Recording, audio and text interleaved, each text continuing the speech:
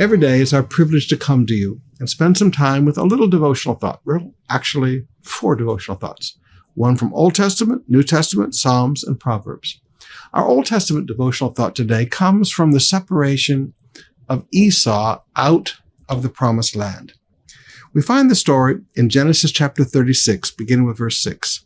Then Esau took his wives, his sons, his daughters, and all the members of his household, his livestock, all his beasts, and all his property he had acquired in the land of Canaan. And he went into a land away from his brother Jacob. Now, why did he do this? Quote, "For their possessions were too great for them to dwell together. The land of their sojourning could not support them because of their livestock. So Esau settled in the hill country of Seir." Esau is Edom. And thus begins the nation of Edom.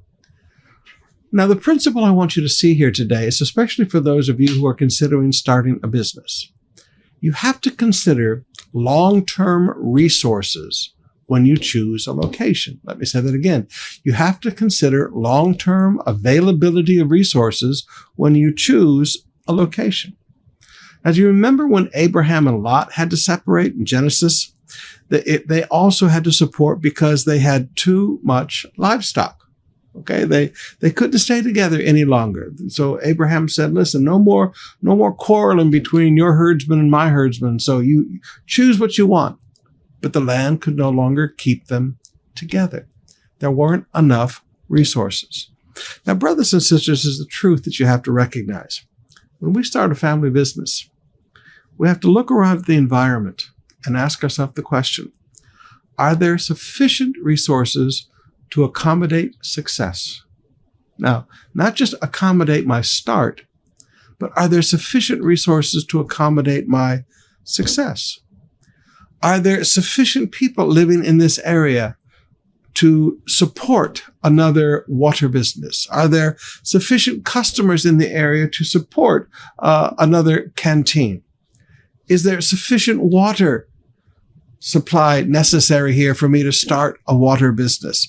Is there sufficient transportation to develop and maintain success? Is there sufficient electricity to develop and maintain success? Is there space to grow to maintain the growth and the success? Now notice I keep using the word success because most of the time we only look at, are there enough resources to start? But you have to think past your nose. You can't just think, are there enough resources to support the start?